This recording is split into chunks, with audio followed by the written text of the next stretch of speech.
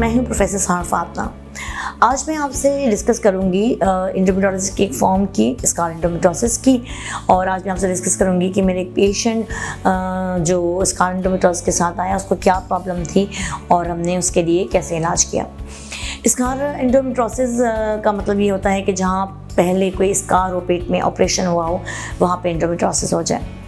Endometriosis basically एक तरह की बीमारी होती है जिसमें यूजुअली अंडेदानी में एक रसोली होती है, और वो इस तरह की रसोली होती है जो मंथली अपने जो फ्रेगमेंट्स होते हैं टिश्यूज़ उसको स्प्रेड करती है। यानी ये जब ओवरी के अंदर होती है तो बड़े चांसेस होते हैं कि ओवरी के अलावा दूसरे टिश्यूज़ में भी अपने टिश्यूज़ को स्प्रेड कर दें, जैसे ट्यूब में, यूट्रस में, कल्डी सेक में और पाउच ऑफ डगलस में इसके फ्रेगमेंट जाने लगते हैं। इसकी अलामत क्या होती है? पेशेंट को पीरियड्स पहले कम आने लगते हैं, फिर पीरियड्स में दर्द होने लगता है, फिर दर्द इतना बढ़ता है कि पेशेंट बगैर पेन किलर के पीरियड्स के दिन नहीं गुजार पाती। फिर जब ये बहने लगता है तो पेशेंट को पेशाब करने में तकलीफ़ होती है, स्टूल पास करने में तकलीफ़ होती है, सेक्सुअल एक्टिविटी के दौरान उसको बहुत ज़्यादा डिस्परोनिया हो रहा होता है, तकलीफ़ हो रही होती है, और फिर ब्लीडिंग या तो स्पॉटिंग की फॉर्म में होती है, इर्रेगुलर होती है, बंद हो जाती है, या पीरियड्स कम आ रहे होते हैं और पेट में उसको बहुत ज़्यादा दर्द होता है। जब डॉक्टर से मायना कराती है तब भी उसको मायना कराने में बहुत ज़्यादा तकलीफ़ होती है। इसकी वजह है कि जो एंडोमेट्रियोसिस है, जैसे मैंने कहा, हर महीने स्प्रेड करता है, तो वो एडिशंस बना लेता है पेट में अपने फ्रेगमेंट्स की वजह से, यानी जुड़ाव पैदा हो जाता है बॉडी के डिफरेंट ऑर्गन्स में, जिसको की वजह से ये मज़ीद नुकसानदेह होता है। अंडेदानी में बहुत सारी रसोलियाँ होती हैं, अगर वो छोटे साइज़ की होती हैं तो हम छोड़ देते हैं, जैसे सिंपल सिस्ट है। लेकिन अगर एंडोमेट्रियोसिस होता है तो उसमें हम छोटी सिस्ट को भी नहीं छोड़ते, बिकॉज ये सिस्ट खतरनाक होती है। इन सेंस में खतरनाक होती है कि कैंसर तो नहीं है और इसमें कैंसर होने के चांसेस भी बहुत कम है, लेकिन इसलिए खतरनाक होती है क्योंकि जब ये एंडोमेट्रियोसिस अपनी जगह पर पड़ी होती है तो एक तरह से वो आपके ओवेरियन टिश्यूज़ को रिप्लेस कर रही होती है, यानी आपके अंडेदानी के टिश्यू को खा रही होती है, और आप टाइम पर ट्रीट नहीं करेंगे तो ये आपके अंडेदानी के टिश्यूज़ को ख़त्म कर देगी। फिर ये दूसरे पार्ट में भी स्प्रेड होती है, दूसरी अंडेदानी को इन्वॉल्व कर सकती है, ट्यूब को, ओवरीज को, कल्डी सेक में। So the thing is that अगर आप टाइम पे एंडोमेट्रियोसिस को ट्रीट करा लें जब ये छोटी हो तभी बेहतर है, और अगर आप ट्रीट नहीं कराएं तो ये आगे जाकर प्रॉब्लमेटिक बन जाती है। इसकी ट्रीटमेंट दो तरह से होती है। वो पेशेंट जो यूजुअली फैमिली कंप्लीट कर चुके हों, जिनकी महामारी बंद होने का टाइम आने लगा हो, 50 साल के करीब उम्र हो, और वो औरतें जिनकी हम सर्जरी नहीं कर सकते या जिनको बहुत छोटी सिस्ट है, जिसके सिम्टम भी ज़्यादा ना हो, उनको हम मेडिकल ट्रीटमेंट भी दे सकते हैं, यानी दवाएं दे सकते हैं। दवाएं डिफरेंट तरह की आती हैं, दवाएं भी आती हैं, इंजेक्शन भी आते हैं, जो कंपैरेटिवली थोड़े से महंगे भी होते हैं। मगर हम इन दवाओं से कराते क्या हैं? इन दवाओं से बॉडी में एक सीडोमिनोपॉज करा दिया जाता है, यानी हम पीरियड्स को 3 से 6 महीने के लिए टोटली बंद कर देते हैं, ताकि ओवरी और यूट्रस अपना काम थोड़े अरसे के लिए बंद करें, 6 महीने के लिए, और 6 महीने में एंडोमेट्रियोसिस का साइज श्रिंक किया जाता है। ज़रूरी नहीं है कि अगर हम दवाएं दे रहे हो तो ये बहुत ज़्यादा कारआमद हो जाए, बिल्कुल एंडोमेट्रियोसिस ख़त्म हो जाए, और इसको हम सिर्फ श्रिंक कर रहे हैं, इसको हम रिमूव नहीं कर रहे, तो इसके रिकरेंस होने के चांसेस बहुत ज़्यादा हैं।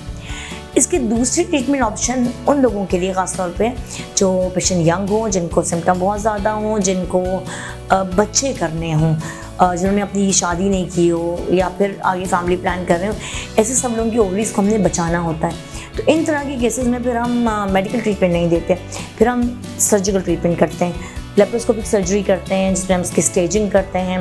फिर जो उससे जुड़ाव या एडिशंस बनाई होती हैं उनकी हम एडिनोलाइसिस करते हैं। ओवरी में जहाँ रसोली होती है उसको निकाल के ओवरी को दोबारा रिकन्स्ट्रक्ट करके बचाने की कोशिश की जाती है। मेजॉरिटी केसेस में अगर आप टाइम पे आएंगे तो आपके अंडेदानी से रसोली निकाल के अंडेदानी को दोबारा हम बना देंगे और आपकी ओवरी को हम प्रिजर्व कर लेंगे, तो ये केसेस में निकलती नहीं है। और इस सर्जरी का फ़ायदा ये होता है कि एक तो हमें ज़ाहिर सी बात है, हमने एक दफ़ा जो प्रॉब्लम थी उसको निकाल के फेंक दी, लेकिन साथ में हमें जहाँ जहाँ इसका छिड़काव हो गया होता है, स्प्रेड हो गया होता है, वहाँ पे हम उसको बंद करके या रिमूवल करके उसको ट्रीट कर देते हैं, और उसके बाद फिर हम पेशेंट की प्रेगनेंसी की ट्रीटमेंट शुरू करते हैं कोई 3 से 6 महीने के बाद।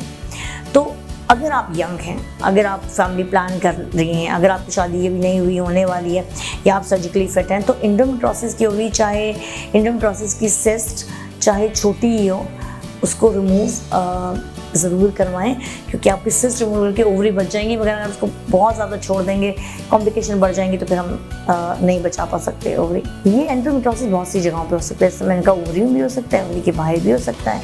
और स्कार एंडोमेट्रियोसिस बहुत कॉमन है, बहुत दफ़े इनकाउंटर करते हैं कि मरीज़ हमारे पास आती है, इसको स्कार एंडोमेट्रियोसिस होता है। ये जिस पेशेंट को मैंने देखा, ये मेरे पास आई थी कि मेरे ऑपरेशन को 4 साल हो चुके हैं, मगर पिछले 2 साल से मेरे ऑपरेशन वाली जगह पे बहुत दर्द भी है और कभी कभी थोड़ा बहुत खून भी आ जाता है इसमें से। और वैसे ये कोई इतनी ऐसा एग्जामिनेशन में कोई प्रॉब्लम डॉक्टर को मिल नहीं रही। फिर मैंने अल्ट्रासाउंड के लिए लिख के भेजा, इसमें मैंने लिखा to rule out scar endometriosis. और फिर जब डॉक्टर ने तफसील से उसके स्कार को देखा तो उसको पता चला कि ठीक है, इसके ऑपरेशन चाहिए कि ऑपरेशन। जब डॉक्टर ने तफसील से उसका अल्ट्रासाउंड किया तो उनको पता चला कि इसके ऑपरेशन की जगह पे एंडोमेट्रियोसिस हो गया है, जिसको हम कहते हैं स्कार एंडोमेट्रियोसिस। सो इस स्कार एंडोमेट्रियोसिस की अगेन हमने लेप्रोस्कोपिक सर्जरी की और उस स्कार में जहाँ एंडोमेट्रामा था वो पेशेंट का निकाला। सो इस पेशेंट की स्कार एंडोमेट्रियोसिस निकला अल्ट्रासाउंड पे, फिर हमने लेप्रोस्कोपिक सर्जरी की, एंडोमेट्रामा को निकाला पेशेंट को, फिर उसके बाद फर्दर ट्रीटमेंट दी। सो ऐसा भी हो सकता है कि अगर आपके प्रीवियस ऑपरेशन में, चाहे वो सीज़ेरियन सेक्शन का ऑपरेशन हो या कहीं और यूजुअली जो है वो जो गायनोकोलॉजिकल ऑपरेशन होते हैं और सीज़ेरियन सेक्शन के स्कार होते हैं, उनमें ज़्यादा चांसेस होते हैं कि ऑपरेशन के कोई 4-5 साल बाद भी आपको वहाँ पेन हो रहा है, कोई चीज़ फील हो रहा है कि कुछ कोई चीज़ इनसाइड है, या अगर ब्लीडिंग या स्पॉटिंग उस जगह से हो रही है, तो इसका मतलब है कि स्कार एंडोमेट्रियोसिस हो सकता है। सिंपल एक अल्ट्रासाउंड कराना पड़ता है और अल्ट्रासाउंड पे अगर अल्ट्रासाउंडोलॉजिस्ट की अच्छी स्किल्स हो, आराम से डायग्नोज हो जाता है। ट्रीटमेंट भी बहुत आसान है। सो इस पेशेंट की हमने ट्रीटमेंट किया, अल्हम्दुलिल्लाह patient is fine and well and she went home with in 24 hours. Patient घर चली गई है अपने और उसकी सर्जरी भी हो गई है। So the thing is that कि अगर आपको कोई प्रॉब्लम है तो उसकी जो ट्रीटमेंट है उसी को फॉलो करें, ट्रीटमेंट से नहीं भागें। बहुत दफ़ा हम मरीज़ को कहते हैं एंडोमेट्रियोसिस है, आपको बच्चे चाहिए तो आप इसकी लेप्रोस्कोपिक सर्जरी कराएं, 24 घंटे में आप घर भी चली जाएंगी और उसके बाद भी बच्चे का इलाज ज़रूरी है। वो कहते नहीं हम एंडोमेट्रियोसिस का इलाज नहीं कराएंगे, वो दवाएं लेते रहते हैं या फिर एंडोमेट्रियोसिस को छोड़ देते हैं और फिर आखिर में उस कंडीशन में आ जाते हैं जहाँ दोनों ओवरीज इन्वॉल्व होती हैं और बहुत ज़्यादा पेन होता है, एडिशंस बन चुकी होती हैं, this a lot of problems which are associated with endometriosis जो उनको हो गई होती है। तो फिर उनकी हम उतना अच्छा उनको सर्जिकल रिजल्ट नहीं दे सकते। तो टाइमली अपना ट्रीट करवाएं।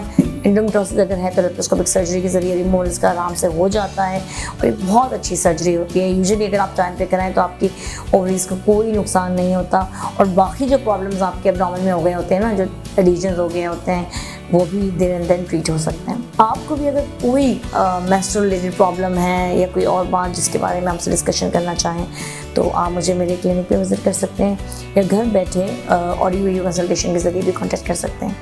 Thank you so much for watching this video.